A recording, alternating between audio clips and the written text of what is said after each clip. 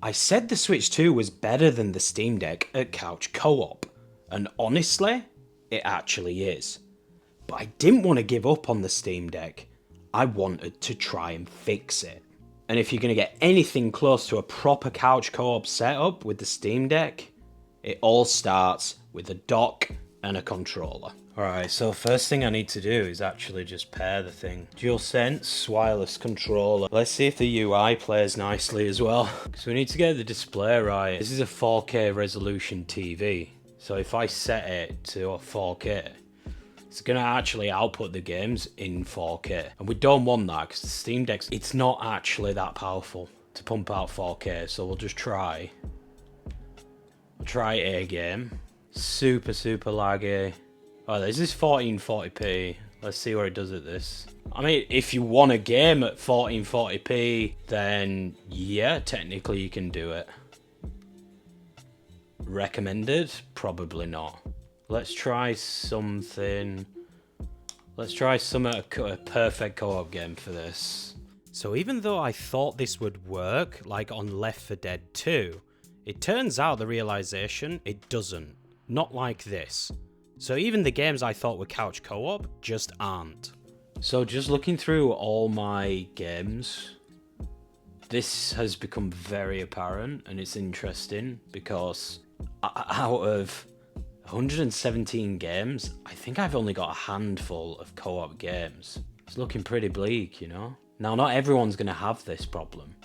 They may, you might have built up a catalogue of indies and old games over the years. But if you don't have a big library, this is where it's going to show. I literally download every single game I can possibly think of. And to be fair, this isn't even really about the games. You could run into the same thing on the Switch. The difference is everything around it. Getting there on the deck just feels like work. I found this super cool, so when I actually have all my games, I can sort of just add it to a new collection and call it co-op. We've got 3 games so far out of 119. Let's try and find some more.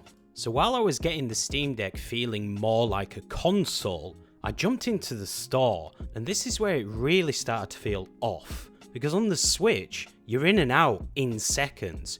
Here, you're digging for it.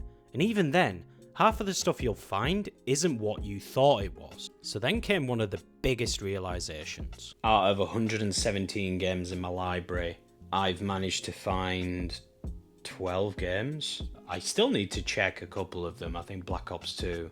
They're all couch co-op players, but if I were to look at these games that I would actually play, there is none of them that I would actually play. Besides from Dismantle. The other ones, they're not bad games.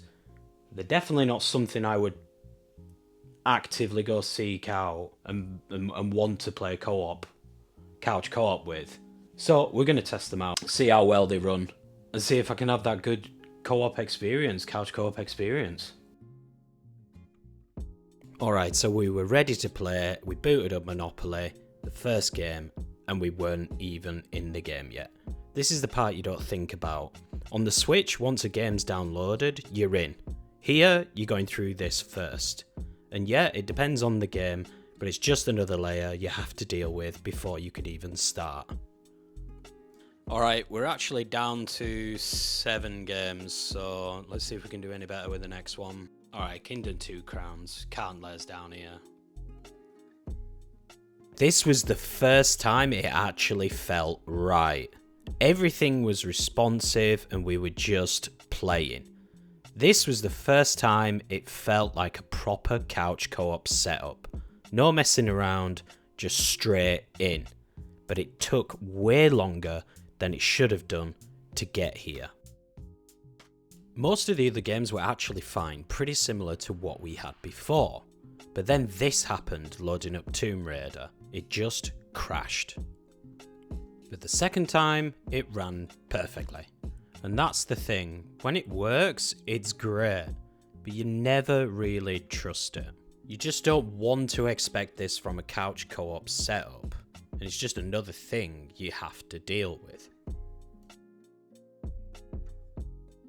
Does the Steam Deck actually work in couch co-op? Yes, technically it does. If you're willing to put in the work, it can happen. Now, the real question is, does it feel like a console couch co-op experience? No, not at all. Now, when I spoke in one of my previous videos, I did a whole video on the Steam Deck being a solo machine. That's what it's built for. And this just emphasizes that. Because the Steam Deck is not something you can easily pass around. It's not got detachable Joy-Cons. And it's not meant to be something that's played in a couch co-op environment. Because it's not just one thing. When you look at it and you try and force something with the Steam Deck, you try and force that co-op experience out of it, it actually fights you. Just like most of the friction points with the Steam Deck, you have to adapt to it. And when you try and force something, it starts creating layers like an onion. And you can fix them, and there are workarounds, but it comes with effort. So that was my experience with the Steam Deck. Did I fix the co-op? Partially, yes. Would I use this as my main couch co-op machine? Absolutely not. That title still goes to the Switch 2. I'm Dark Soul, and I'll see you on the next one. If you like this sort of content, you know what to do.